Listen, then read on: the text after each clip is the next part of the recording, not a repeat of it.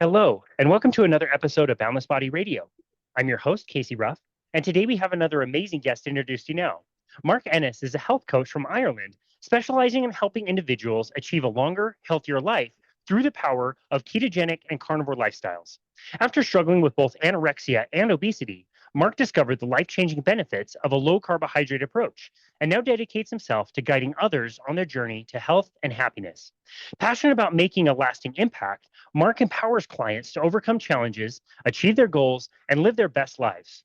Mark's mission is to inspire positive change and share the knowledge that transformed his own life. He is the creator of Fitness Beyond Time, where Mark specializes in keto and carnivore diets, utilizing knowledge and personal experience to guide clients toward optimal health. The low carbohydrate approach merges both the ketogenic and carnivore diets, emphasizing a higher fat, moderate protein, and minimal carbohydrate intake. It consists of animal based foods like fatty meats, fish, eggs, and animal fats with minimal or no plant based foods. This approach keeps the body in ketosis, where fat is burned for energy instead of carbohydrates. Mark Ennis, what an absolute honor it is to welcome you to Boundless Body Radio. Thanks very much, Casey. Thanks for having me on. Oh, it's such an honor to host you. I've really loved getting to know your work and everything that you're promoting. And as part of your history, you actually played a bit of rugby. Is that correct? Yeah, played rugby at a good level, at a professional level for about 6 years.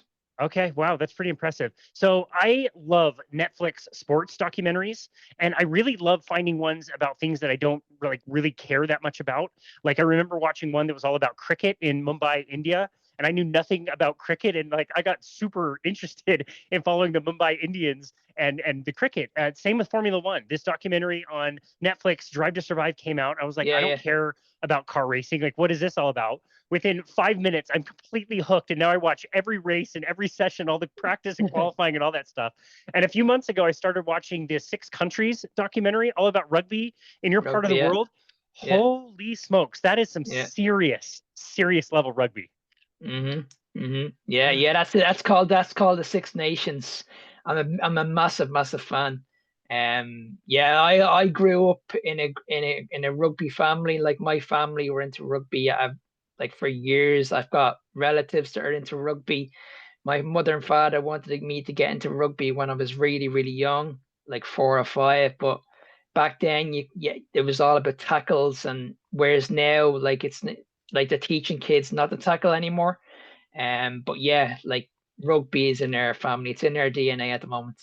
Wow, yeah, it's really legit to watch.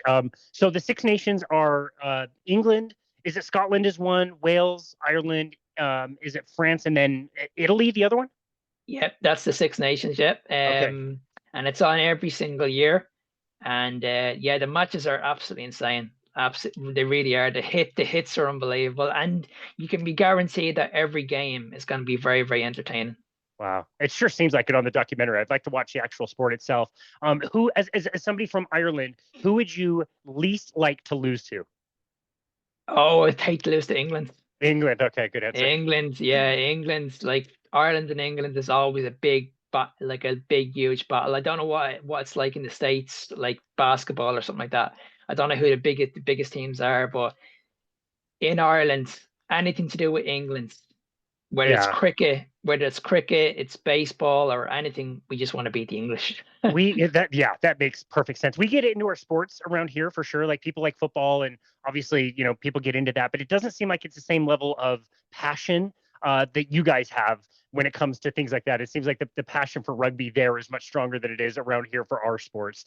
Just making Mm. a kind of casual observation, but yeah, looks like a really fun sport to follow.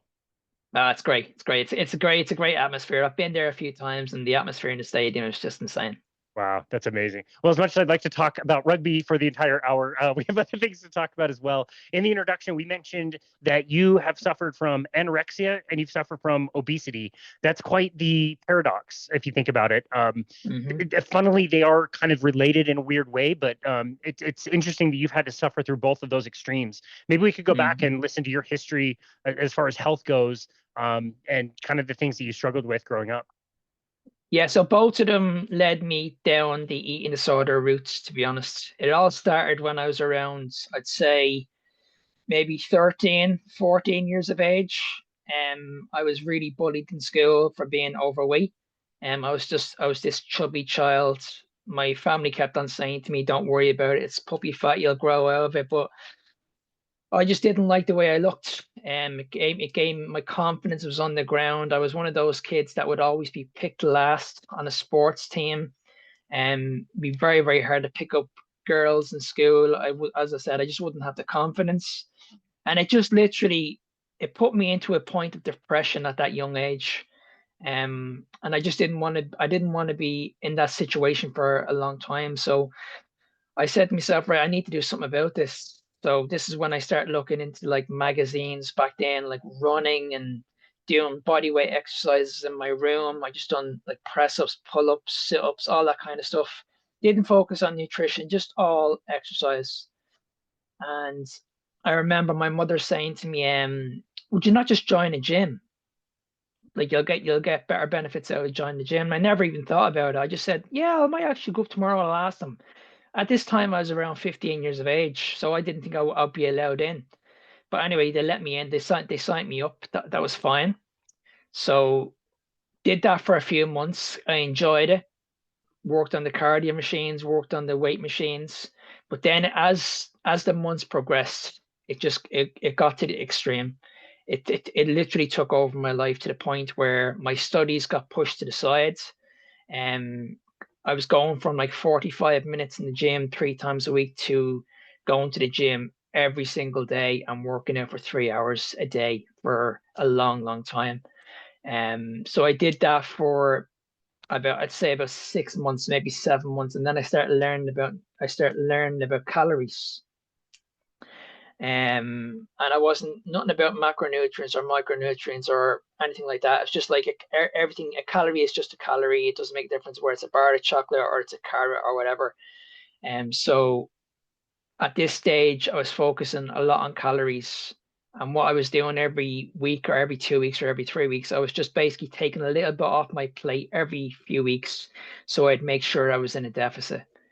Um, and funny enough, yeah, the weight was coming down, but every time I looked on the scales, if the number on the scales didn't move, let's say I'd done a very, very hard training session and I was in a deficit, and I didn't drop a pound, I would make sure the next day I'm going to go into the gym and absolutely punish myself, like really punish myself. So instead of like, let's say I was on the cross trainer, the stairmaster, and I did like say 25 minutes RPM over 100, I would have made sure I done like say 30 minutes, 35 minutes, and my RPM would have been over say 150. So I really, really pushed myself really, really hard. And then I would add more in just to get that weight off. I'd go swimming. I'd add in more swimming on top of the 3 hours. I'd add in the sauna, stuff like that. And then instead of getting a lift home, I would actually walk home. That'd be an extra 20 minutes. So all in total, about 5 hours of my day was just focusing on the wrong stuff, like focusing on training, too much stress in my life, too much chronic stress. And then it literally took over, to everything. That's when I realized, okay, I have a problem here. This is where I realized, okay, I'm beginning to get very, very thin. So I think at my lowest weight, I was around maybe 4 stone, maybe 4.5 stone. I think that's around 50, maybe 56 pounds in That American weight. sounds right. I looked that up today. I think 1 stone is 14 pounds, and so that math Mm. sounds about right. Yeah, That's so it was tiny. oh, it was unbelievable, unbelievable. But at that stage, I didn't really care because every time I looked in the mirror, I was still convinced I was carrying body fat. So Wow. I wasn't happy. So at that stage, all I was eating pretty much was just a Mars bar, a half a Mars bar, and I was still training 3 hours a day, Oh my goodness. at that weight. And then I'd say it was about 4 weeks later, about 4 or 5 weeks later, we all went on a family holiday to Spain. And at this stage, I was running on fumes, literally fumes. I had no energy. I couldn't even kick a ball. Like I had nothing in the tank whatsoever. And back then, we didn't have a remote control where you could change the channels. And I remember going up to switch the channel on the TV, and I just blanked out, completely fainted. Don't remember how I fainted. I just fainted. And apparently I was out for about 3 minutes. And apparently my heart stopped also. Wow. Um, and this is when the family were really, really worried because they had no idea. Like for years I used to cover this up. That's why I go around now with these extra bit of clothing on, because I still have that in the back of my mind. The anorexia is still there. Um, I used to wear like so many clothes just to convince my parents, like, listen, I'm fine. There's nothing wrong with me. There's nothing wrong with me. But anyway, I fainted. I was in a different country. We had 2 days to go home. I was brought into the hospital. The hospital told me, like, listen, you won't be going home in 2 days. You're going to be here for at least 2 or 3 weeks. So they brought me into the hospital. They told me, like, listen, you have an eating disorder. We're going to look after you. We're going to give you some treatment. I was like, okay. But at that stage, the thoughts of people feeding me, the fear just went through me. Like, I can't explain it. Trying to feed someone every few hours when you've got a massive fear around food was just never going to work. And every time they kept on feeding me every 2 hours, I would constantly lie, like, listen, yes, I had the food, but I would throw it in the toilet or I would just throw it outside the window. Um, and when I look back at it to where I am right now, I know we're going to talk about obesity in a few minutes, but I just feel throughout my whole life, I just never had that food freedom ever. Yeah. Wow. That's crazy, man.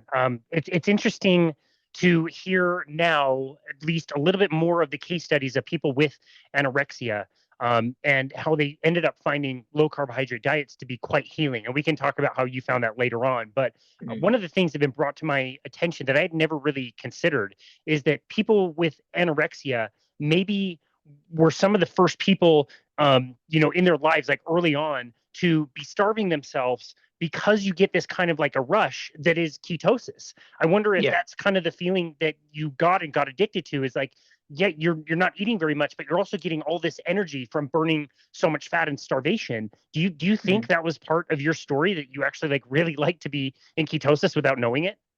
Yeah, I mean that's pretty much what it was. Interesting. I just wanted to strip the body fat off as much as possible, and I didn't really care where the energy came from.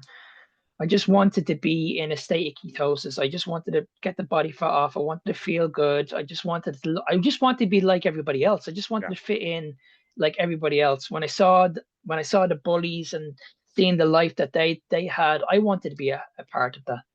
Yeah. And I thought the only way I could be a part of that is just by exercising and running myself into the ground. But Yeah. that wasn't the case. Yeah, wow. Okay. And also the treatments for anorexia, in the system, I don't know what it's like over where you are, but around here, it seems awful. It seems like it doesn't really help anybody. People do inpatient or outpatient, and it doesn't really seem like it ever fixes the problem. They try to teach you to like embrace all the foods. And, if you're afraid of eating cookies, then you should eat lots of cookies and that kind of thing. And it Mhm. doesn't really seem like the treatments work very well. What was your experience with the treatment for anorexia?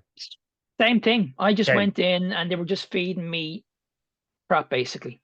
They were telling me, like, listen, sugar is a food. You can have sugar. And the food, like back then, I didn't know anything about nutrition, so I was clueless about nutrition. I hadn't got a clue. But the food, they, when I look back at it now, it was absolutely horrendous, like absolutely horrendous. Um, and then when they did discharge me and told me, like, listen, you need to go to your pharmacy. We're going to be giving you these products.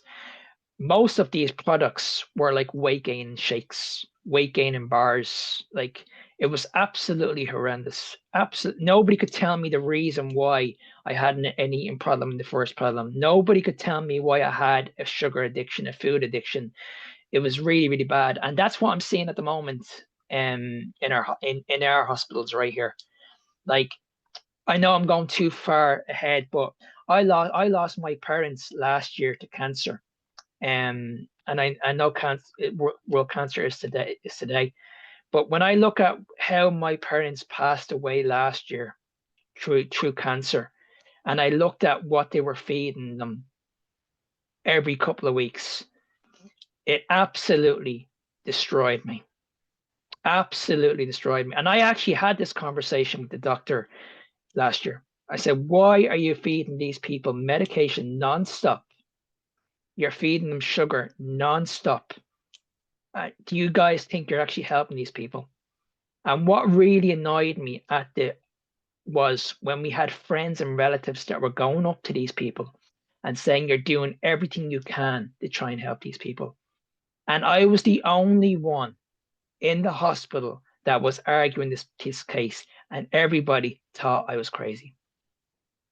Wow, that's crazy. I watched my mom pass away from cancer as well, and she would be getting her chemo treatments, and we would bring her these big sugary drinks during the treatments to help her, feel good and relax and whatever. Like, what a disaster! It's such Yeah, a terrible it's thing looking back horrendous. on. Yeah, It's absolutely horrendous. It's horrendous that in that situation, you could have done something. You may yeah, have not have been able to reverse the situation, but you could have been able to manage it a lot better. absolutely. Yeah, at least like taking a dumpster fire, not just throwing extra cans of gasoline onto the fire, would have been a great Yeah, idea. Well, yeah. okay, I let's know get back. yeah, Well, go ahead. yeah. No, sorry, I was just saying. I just wanted to get that in, but I'll go back. So yeah, when we look at our treatment centers over here, especially for people with eating disorders, it's the very, very same thing. It's the very, very same thing. There's no nutrition advice. I've seen what they do. I've seen that they break it down. There's still carbohydrates there. There's still proteins and very, very little fat. And that's the problem we're living in at the moment. Over here, people are just terrified of eating fats. They just they're just focusing too much on the wrong macronutrients. And that's the big issue I'm seeing now in these treatment centers. Wow. What a disaster. Let's get back to your personal story. How were you able to overcome the anorexia, and when did that start to switch and the pendulum start to swing the other direction when you were gaining all kinds of weight? Okay, so I did this for I'd say about 3 years. I struggled with anorexia for about 3 years, and I didn't come out of it until I was probably around 17, 18 years of age. And when I did come out of it and I was coming out the other side, my family made sure that I wasn't going to go through that ever again. So they were intent on putting me into a rugby school. And they were saying, like, listen, we need to build some discipline. You need to learn how to build some muscle, and you need to learn about nutrition the right way. So that was fine. I was brought into a rugby school. I was dealing with some of the best trainers in there, like strength trainers. I had nutritionists looking after me. I would have massage people looking after me. So everything went really, really well. But the problem was the food. I did rugby for about 5 or 6 years. Now you're talking from someone who was 17 years of age that was just coming out of anorexia and would have been maybe around 130, maybe 135 pounds, something like that. By the time I was finished playing rugby, I ballooned up to over 300 pounds. Oh my goodness. Wow. Like I was a big, big guy. Like, and I always thought in my head, I'm putting on muscle. I was putting on size. I wasn't putting on muscle. Wow. And I'm What's only your height, five by the way? Sorry, five sorry to three. cut in. Oh, Yeah, 5'3". Okay, wow, that's a lot five. then. Yeah, and I could feel it. I could definitely feel it. Like when I was walking up the stairs, I would be out of breath. When I used to run the football pitch, I'd be out of breath. So I could definitely feel it. And I was like, this is not normal. Like, how is this normal? How is this healthy? Running around with all this weight on me. And I was a big, big dude. And I loved this strength part. I loved the way I was going into the gym and I was able to deadlift a lot of weight, squat a lot of weight. But like walking around with that amount of weight on you was just not good. And again, back then, I knew absolutely nothing about nutrition. I was just following the experts. They were the experts. They were telling me what to eat. Back then, it was like the diet consisted of a lot of carbohydrate food, protein shakes, protein bars, eating every couple of hours, a lot of grains, a lot of fruits, just a lot of carbohydrate based heavy food. Um, we'd have energy drinks during our sessions. It was just absolutely horrendous. I'd say about 65% of my diet was coming from carbohydrates. Wow.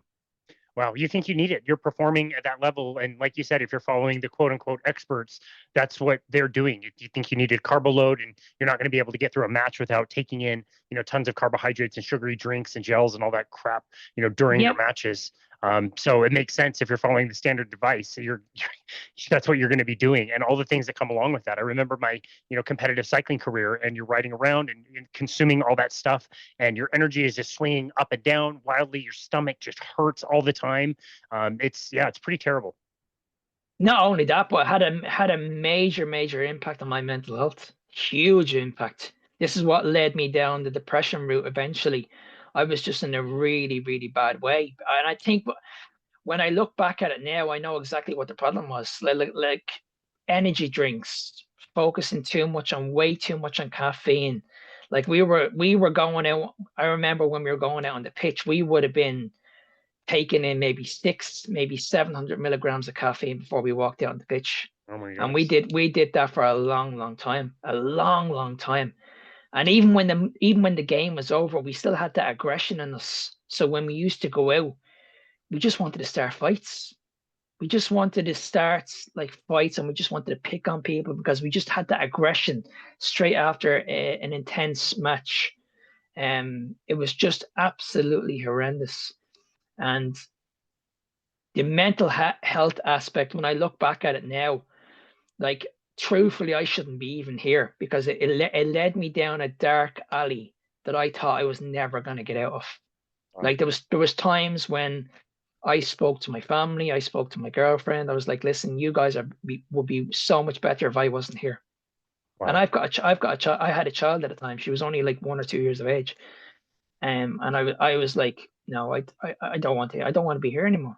I just don't see a way out. And I remember one night I was in my car and I was like, if I just speed my car up to say 150 as fast as I can and crash into a pole and this is all over, will it take the pain away from me?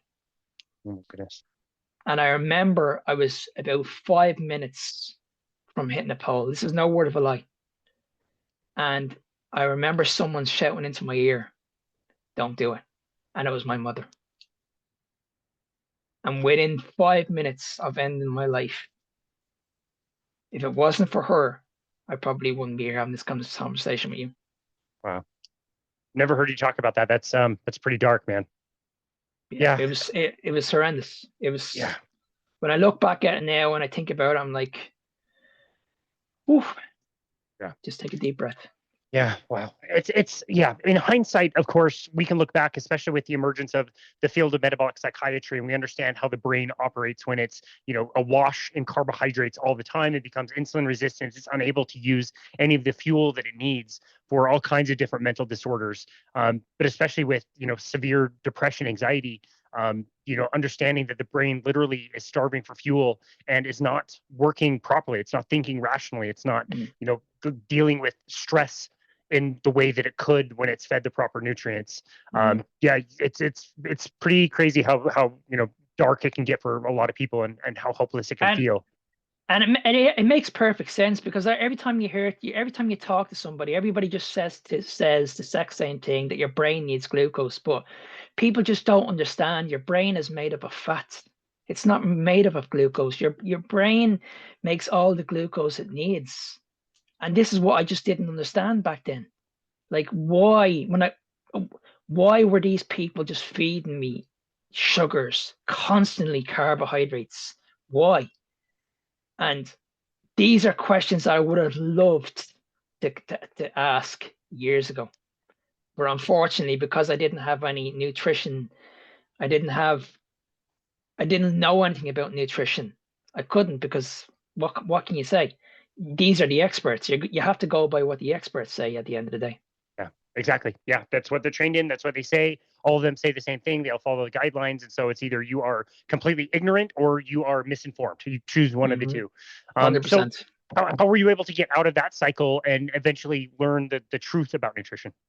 So for years, this is when I was like, okay, I'm going to try every single diet. This is when I tried everything. I tried high protein diets. I tried carb backload, and you name it, I tried every single diet. Because the one thing I was always struggling with was my gut health. My gut health and my mental health was always there. No matter what diet I did, it could have been extremely healthy. I was always struggling with my gut health and mental health. And I could never find, like what you mentioned at the beginning, I could never find the root cause of my problem ever. And it wasn't until I came across, I actually went for a walk. I actually went for a long walk there about 5 years ago.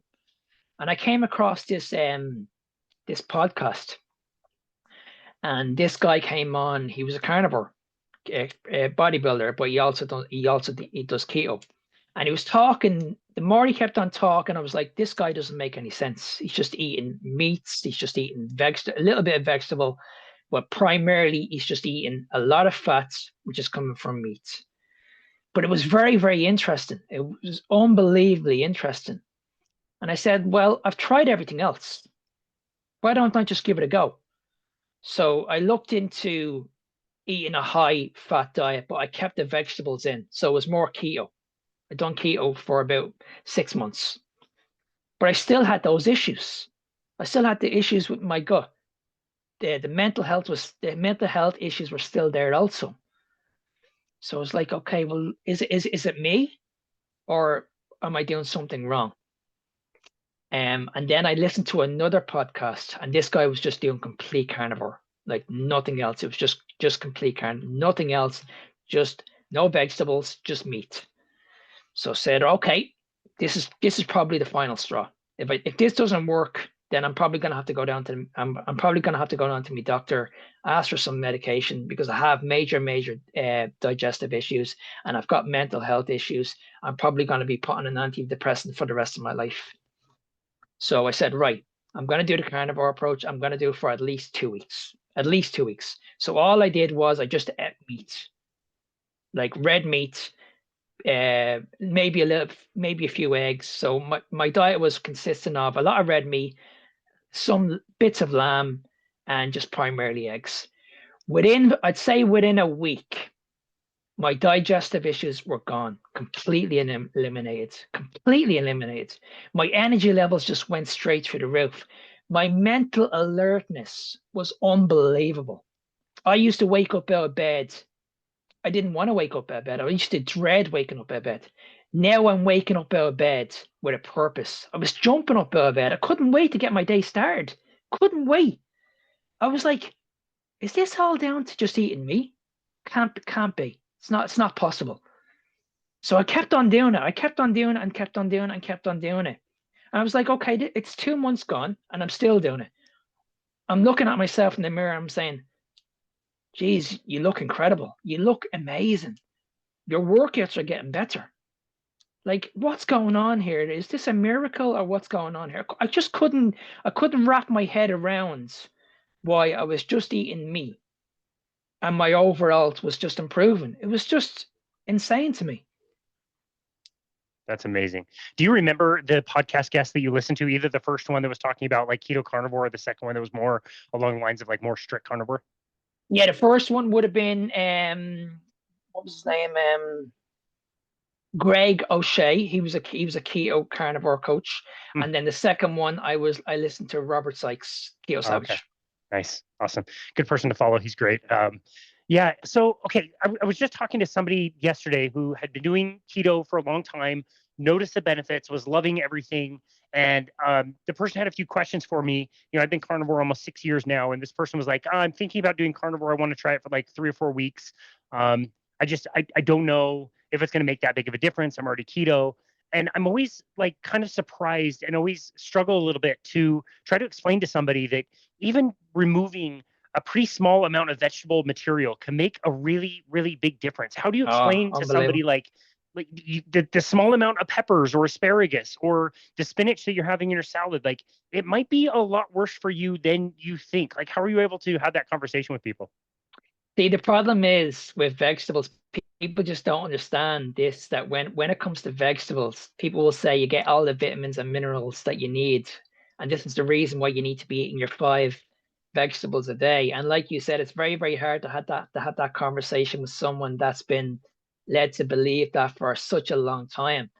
But I'm the same as you. I just say, right, okay, well, if you still have digestive issues, like I work with an awful lot of women that have IBS.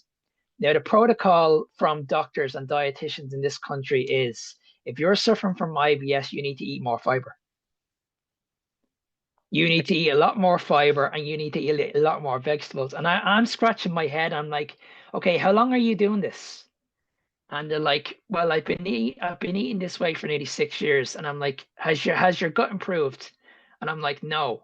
And I'm like, but why are you still doing it? And they're like, well, vegetables are good for you, aren't they? And I'm like, well, obviously they're not. So what about if we just remove them and let's see what happens? Like me, when we removed them, within a couple of days, these people are getting back to me and saying, Mark, are you some sort of magician? Are you some sort of wizardry? Like my digestive issues are gone. Like I'm feeling great. And I had a woman that I was working with a few months ago, and she was taking antidepressants for 12 years. 12 years she was taking antidepressants. And I took this woman on and I said, listen, what I want you to do. Now I had a look at her diet. It was very, very high fiber. And I said, what I'm gonna do is I'm gonna phase this out nice and slowly. I want to phase out the grains, I want to phase out the fiber, and I want to phase out the vegetables. Within 4 weeks, you'll be off all fiber, all vegetables. Let's just see what happens. We did that for 3 months. 3 months. In that 3 months, her medication went from, I think she was on around 8 or 9 pills a day down to 2 pills a day. Wow. Wow. 2 pills a day. And I told her, I said, listen, I'm no doctor, but you need to go back to your doctor and you need to question him now. You need to ask him why. Have I been on antidepressants for the last 12 years and you guys haven't been able to help me? Unbelievable.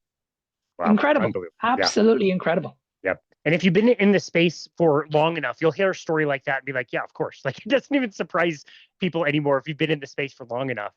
It's so interesting. I actually tested this out a few weeks ago where I looked up, anybody listening or watching can do this. Look up who is a low fiber diet recommended for.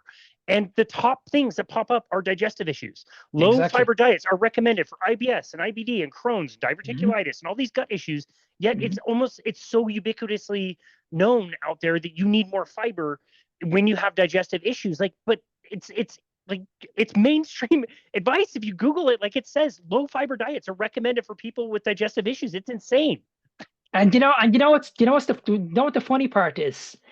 When you look at carbohydrates and you look at fiber, none of these are an essential macronutrient. But when you look at the food pyramid, these are essential in our diet. Yep. Foundation.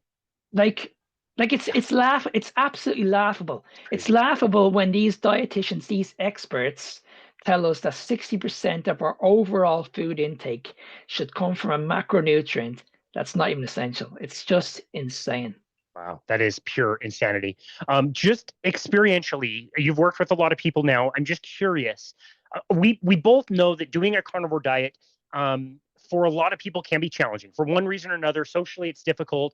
I don't think it's expensive or inconvenient. In fact, I think it's very inexpensive and very convenient. But some people have issues with that. Other people, never really get over the cravings, and they might do a carnivore diet for a while, but then mix in fruit or honey or whatever things come back in. In your experience with the people that you've coached, with the people that take out, in particular, vegetables, do you notice anybody who removes vegetables for a period of time and says, oh, you know what I really, really miss? I really miss vegetables. Do you know anybody who has removed the vegetable component from their diet long enough and then just said like, oh, I miss these? Or do you notice that that's like the one thing that people remove and say like, I don't miss these things at all?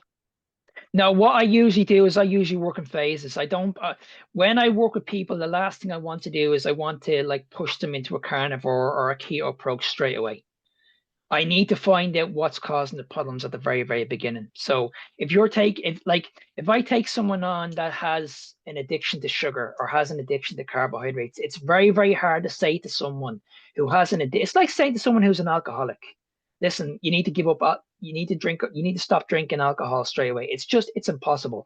Saying to someone who smokes, you need to stop straight away, it's impossible. These people need the right guidance. So I find that when I take someone on, they need to be educated in the right way. I would rather these people come back to me and say to me, Mark, is it okay if I take the carbohydrates out? Mark, is it okay if I take the vegetables out? Because they're listening to their body. It's not coming from me. It's coming from them. And that's where I hear a lot of. I hear a lot of people saying like, listen, I don't need these carbohydrates anymore. I can actually run better if I just eat fat. I have no issues going to the toilet if I eat fat. I have no issues going to the toilet if I remove fiber. All these questions, so what I'm trying to say is they're learning along the way. And that's what I want. I want to make sure that not only they're living this lifestyle, but they're actually learning so they never have to look at another diet ever again. Does that make sense?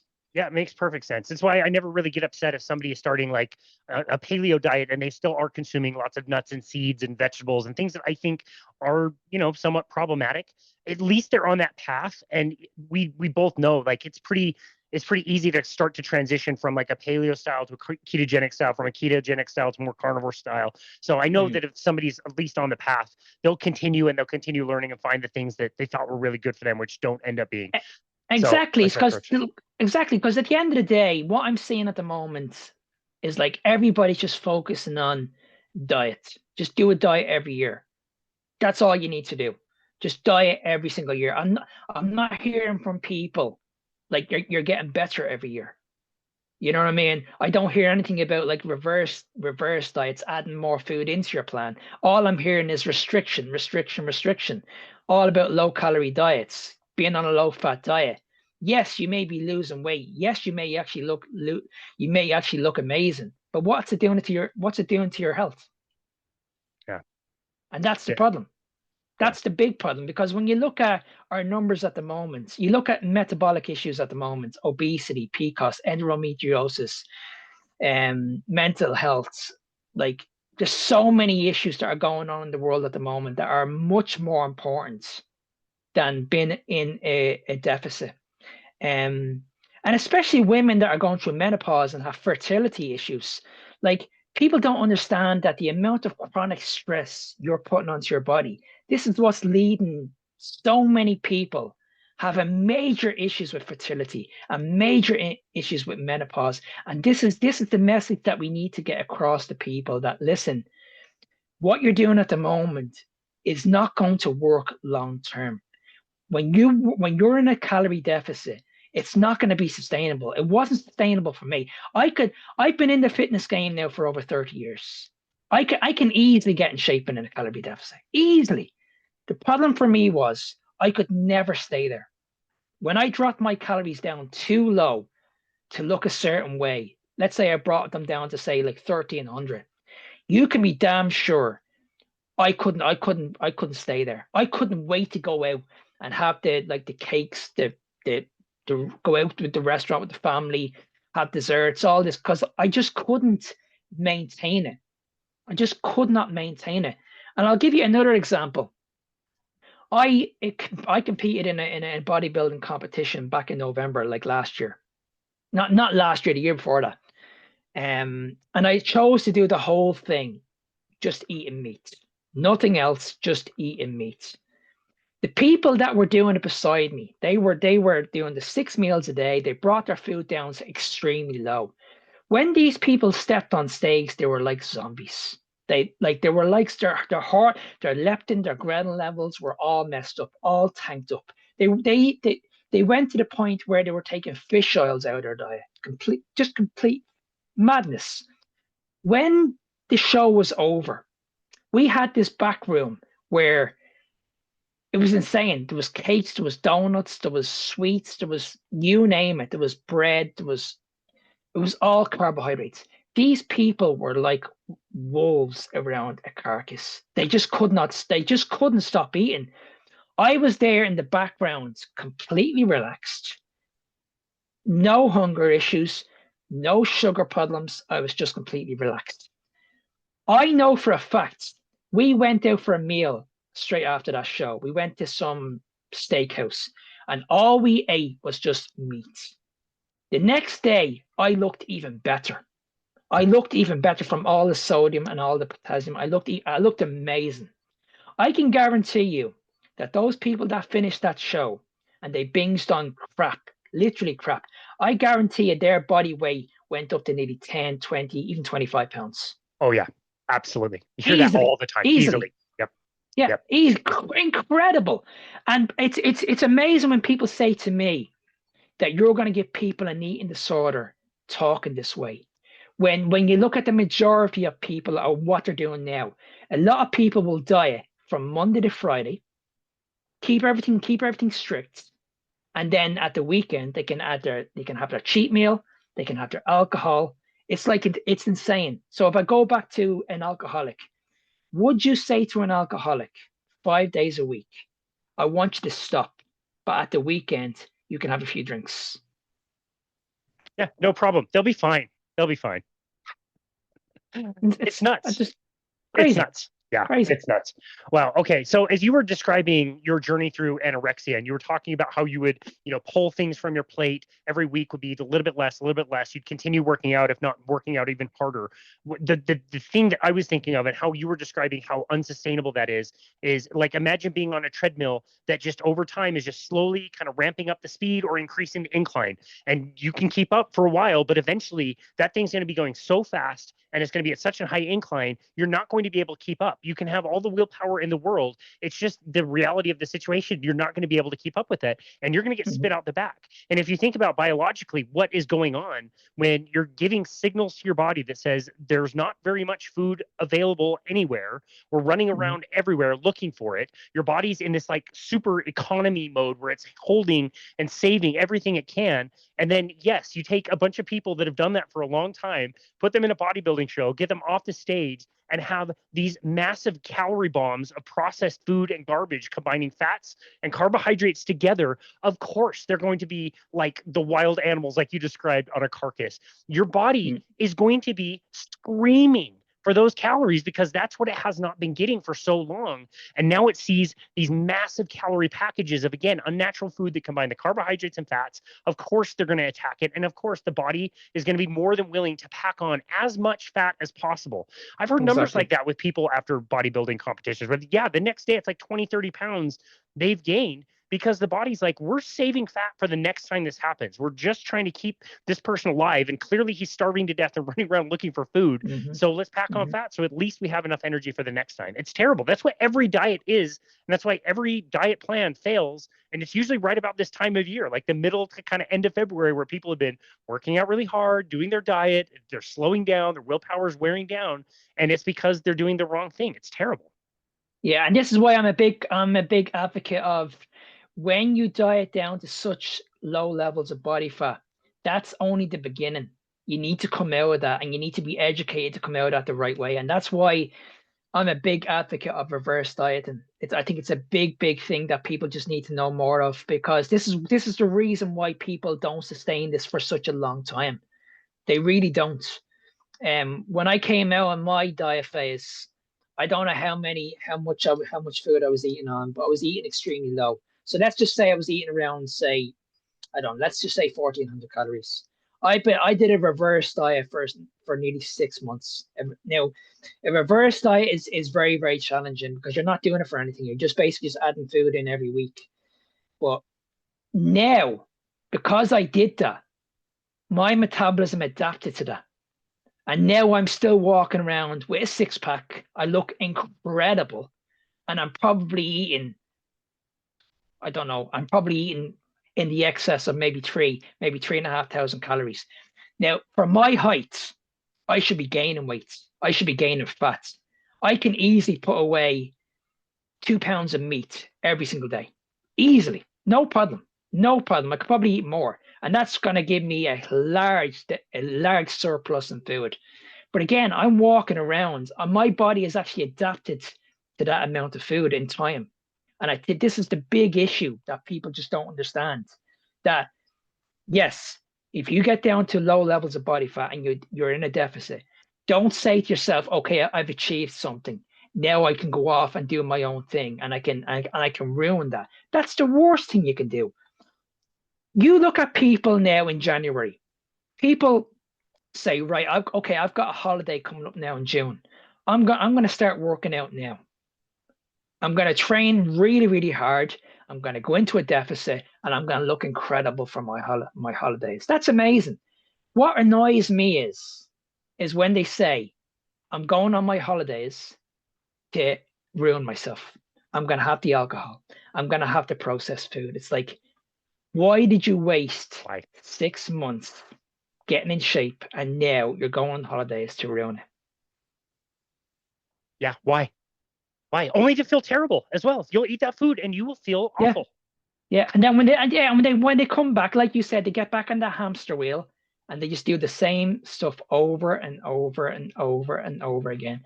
And this is the reason why so many people struggle, because they're constantly doing the same thing over and over and over and over again. Absolutely.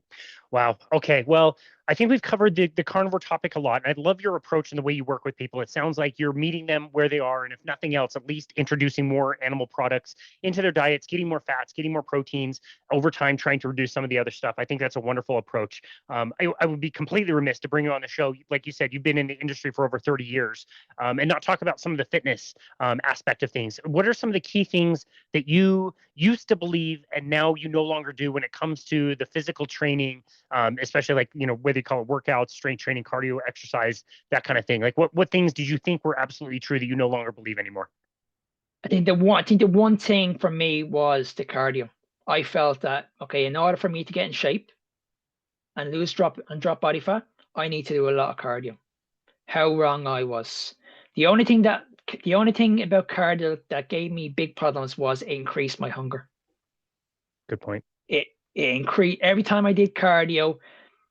Every time I came out of it, like if I did a spinning class, straight after I was ravenous, ravenous. I wanted the sugar. I wanted the extra food. I wanted to reward myself after doing that cardio. I was just going You to know what I ask mean? as well. You mentioned it, but I was going to ask, what were you hungry for? Sugar. Sugar. That's Yep. all. Sugar. Yeah, Yep. just sugar. Because I was pushing my body too hard in the gym, my body was craving that sugar. And because my body was used to eating that sugar, that's what I wanted. Totally. Whereas now I'm in ketosis, my body runs off fats. I can go for days if I want to doing cardio. Days. And I won't have that drop. I won't have that sugar drop straight after training. Oh, I need to have that sugar. There's many people out there now that are leading that eat this way and that can fast for up to a week and still go training. Why is that? It's because their body is fat adapted. Their body has learned to get that energy from fats now. They're moving off fats. They're not moving off carbohydrates anymore. We don't need carbohydrates for energy anymore. So this is what the issue. People are just focusing on the wrong foods. They're focusing on the wrong training. So I was focusing way too much on cardio. So when I took a back step away from that and I said, right, okay, no, just focus on training. Another thing is overtraining. People are doing way too much in the gym. Agreed. Way too much in the gym. People are training every single day, and they're looking at their bodies and they're not changing. This is all down to chronic stress. You're putting your body in a situation where your body doesn't want to be. So when the more chronic stress you put on your body's just going to fight back and say, listen, I don't like this. I don't want to do this anymore. Your cortisol levels will go straight through the roof. If your cortisol levels go through the roof, it's going to affect your sleep and it's going to affect your hunger.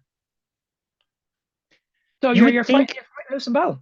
you would think that people would love to hear that. And the more times I hear or I say that to people, like, look, you're working out too hard. You can get better results by working out less. It's almost like people have such a resistance to that idea. You would think people would start throwing a parade when you tell them they're working out way too much.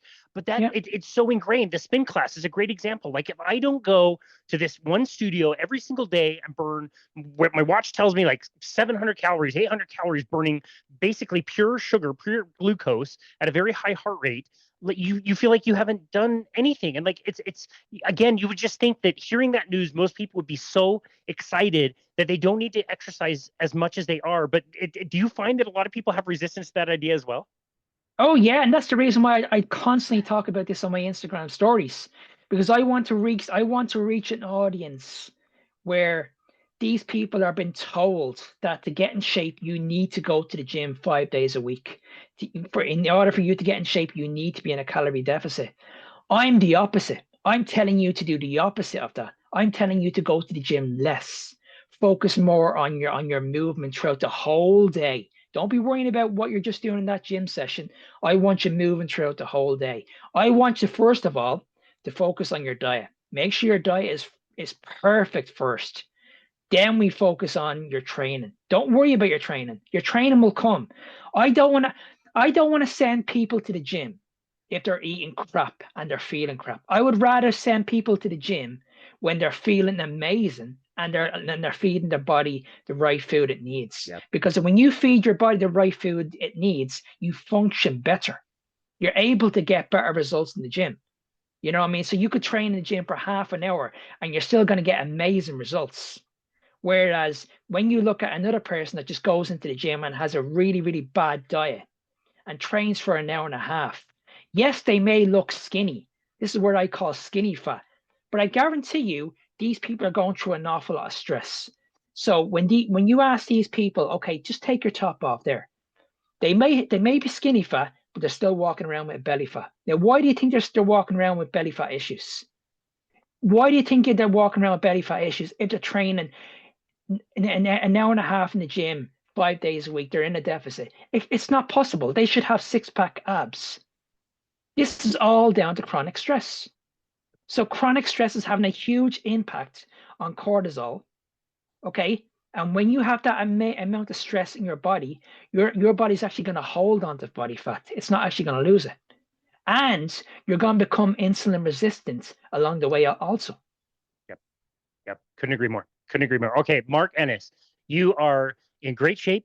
You're eating the 3,000 calories. You've got a six-pack. You've been in the industry for 30 years. You just finished last year, a year and a half ago, whatever it was, a bodybuilding competition, which is an incredible feat. You did so without cravings, without eating any carbohydrates. How much do you strength train in 1 week? 3 times a week. That's all I do. 3 times a week, 40 minutes. That's all I do. And I do very, very low volume training with high intensity. That's all I do. I do 6 exercises. Every single exercise, I make sure I do 1 set to complete and utter annihilation failure, and that's it. That is it. Because this is another problem people are having, and this is a big problem I'm seeing with younger people. Is they're going into the gym and they're doing too many sets in the gym. Way too many sets. Now, if you're a professional bodybuilder or if you're taking enhancements, you can probably get away with that shit because your recovery process is greater. But if you're trying to put on muscle, you need to learn to listen to your body. Your recovery capabilities are going to be different to everybody else's. Mine are going to be completely different to yours. I need to listen to what my body can recover from. My body can recover perfectly from doing 3 workouts a week and hitting a muscle part once to failure, and that's it. Now, I have made unbelievable gains trained this way. I'm not saying that this way is the best way for everybody, but what I can say is for a large amount of people out there that lead a sedative lifestyle, that have busy lifestyles, that have kids, that have family, that have got too much stress going on in their life, this can be a lifesaver. Absolute lifesaver. Trust me. Amen, brother. I could not agree more with you. The way I'll explain it to people is imagine like a teeter-totter. On one side, you have like frequency and volume, and on the other side, you have intensity. Like you're describing, low volume means you can train hard. You can have a high level of intensity. And it's not typically the intensity where your heart rate's up at 180, 190 beats per minute, and you're sweating and breathing heavy. It's just the lift itself is very intense. You're challenging the muscles. And when you explain it to people, like if you go frequently to the gym, you're not recovered enough. And so you're just doing all these crappy middle workouts, which are not strong enough. They're not enough of a signal to tell your body that it needs to go through the process of building muscle, building the bone density, like making yourself stronger. You'd be much better served by reducing the volume and frequency and increasing the intensity, and do that rarely, a few times a week. I know people who do workouts like that once every 2 weeks or 3 weeks, because that workout is really, really, really tough, but it's a signal that is sent to your body that's most important. And if you can get that kind of intensity and push yourself to failure, that's what you need to do. Now, leave the gym. Like you said, go be with your family, go pick up a hobby, read a book, like go do something, start a business with all the extra time you have that you don't need to waste in the gym. And see, the issue is as well, people just don't understand there are many, many ways of adding progressive overload into your workouts. It's not about going into the gym and lifting a lot of weight, because that will lead to injury, and that also leads to an awful lot of stress in the body. A lot of stress. If you're lifting that amount of weight, you've got to remember, are you going to be able to recover from that? Are you going to be able to recover that 24 hours later? You know what I mean?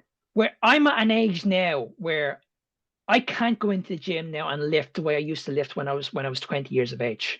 I have to focus now on time under tension and really dialing into the muscle and really listening to the signals. Because I know once I'm working the muscle, then everything else is going to be okay.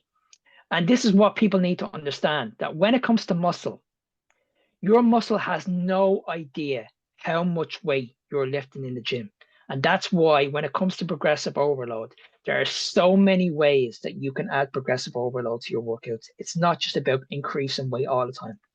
Thank you. That is such a great point, and that drives me crazy. And I see people potentially getting hurt. Progressive overload, as we know, is meaning that every time you do something, you try to make it slightly harder. And so, yes, if you're not really considering it very deeply, you'll just think like you need to increase weight. And that's fine, especially for a beginner. We talk about beginner gains, right? Like somebody can go to the gym and 1 week they lift 10 pounds. Before long, they might be able to lift 12 pounds, and that can increase over time. And that is thinking about weight. And that will happen in the beginning until it starts to plateau. And then it's like, yes, we still want some progressive overload, but that could be maybe 2 more seconds in a set, or that could be exactly one extra rep, or an extra like negative kind of a rep. There's so many other ways to measure that. So I really appreciate that. And I think if more people knew that, there would be a lot less injuries in the gym. 100%, 100%. And that's the reason why we're on this podcast today. That is exactly the reason why we're on this podcast today. Tell us about how you're working with your people now. It sounds like you've created quite the program. It's very comprehensive. Tell us about how your program works. Yeah, so basically what I do is I take people on. We focus a lot on mindset, first of all. So I believe mindset is the key. I think once you have a strong mindset, that's the most powerful tool you have.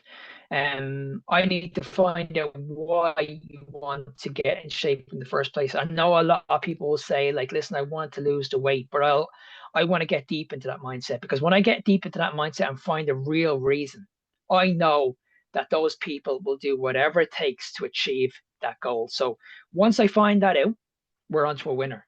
The second thing, then we just need to focus on making sure that you're going to feel good every single day. So this comes down to your nutrition. So again, like what we mentioned at the beginning, I'm going to do this in phases. I'm going to work with you on a week-to-week basis until you get back to me and you say to me, I don't need these foods anymore. Bingo. Absolute bingo. I would love to get everybody on a keto carnivore approach, but it's not possible. You need to give people the right education and lower them into it the right way. And that's another reason why, if you look at my social media and my Instagram handle, I chose not to mention carnivore coach, especially in my country. Because if I mention carnivore or keto coach in my country, nobody's going to come on my Instagram. Nobody. Because everybody is scared when they hear the word fat. So in order for me to get to those people, I need to say, right, okay, I'm going to meet you halfway. I'm going to keep these foods in, but I'm going to ease them out nice and slowly, and you're not even going to notice it. You're not even going to notice it. So eventually the sugar's going to come down. You're going to feel good about yourself. The inflammation is going to come down. The joint pain is going to come down. Mental health issues are going to get better. Energy in the gym is going to get better. Just overall, everything's just going to get so much better until you get back to me and you say, Mark, why is this happening? And that's when I'll jump in. That's when I'll say, okay, well, this is what I've been planning to do since day one. And now you are here. And now they will understand it more. They'll understand the reasons why I did it. Once that's all done, then we'll focus on the training. Now, I'll focus on training for what these people want to do. So if they want to be a runner, we'll train towards being a runner. If these people just want to change their body composition, okay, I will focus a lot on strength training, and a lot on weight training. And that's what I'll do. And I'll try and get people to do the exact same principles that has worked for me for years. And that's low volume training. And the reason why I choose low volume training, I got that from playing rugby. Like I got to a huge size. I put on so much mass. I put on so much strength. I didn't need the right way. But the way these guys taught me about strength training, I have lived this way for the last 30 years. And I strongly believe that most people, the majority of people now that have these busy lifestyles, this is the route you should be going down. You shouldn't be going down this route of doing high volume training, doing tons and tons of cardio in the gym, because eventually this is going to ruin you. This is going to break you. You're going to have major, major problems, and you're going to give up, and you're going to end up quitting. Yep, I agree. Wow, what an amazing plan. I just think about your life and your story and everything you've been able to overcome, and how that must make it really easy for you to connect with the people that you train, and reading the testimonials on your website is really powerful. And this has been an awesome conversation. I think this is going to be really inspiring for people out there. And I just really appreciate your passion and willingness to be able to share the message. Where would you like people to go to find you and connect with you and your work? So if you want to reach out to me, you can find me on my handles at Fitness Beyond Time 01. I'm on all platforms, social, Facebook, Instagram, TikTok. And just before I go, Casey, I would like to give your audience a free gift, if that's okay. Oh, that's great. It's called five steps to reclaim your health. I want you guys just to read it. Okay, I just want you to read it. It's all about keto and carnivore. If you guys are struggling like me, where you had the mental health issues, you're struggling with obesity, you're struggling with your health, and you've been told that you're going to be on medication for the rest of your life, and you feel like you're a lost cause, guys, all I'm asking is just to read it, because I refuse to sit back and see what happened to my parents last year. I absolutely refuse to see it happen. I refuse to see people or hospitals getting busier and busier and busier without the right information.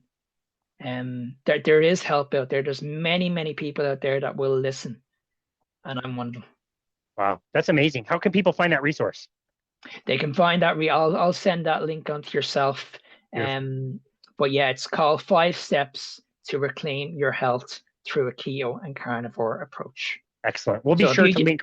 Yeah, if you so go yeah ahead. if you just want to put that link underneath so people can actually have a look at it and they can have a read of it themselves. Yeah, that's great. So we'll link up all your social media. We'll link up your website, which, like I said, is very well done. I love the testimonials on there. And we'll link that free gift. Thank you so very much. It's very generous. And on behalf of all the listeners, yeah, big thank you. Very grateful for that. Last question, and perhaps maybe the most important one. If I jump on a plane with a green shirt and show up at your door, can we like go cook up some steaks and go watch some rugby?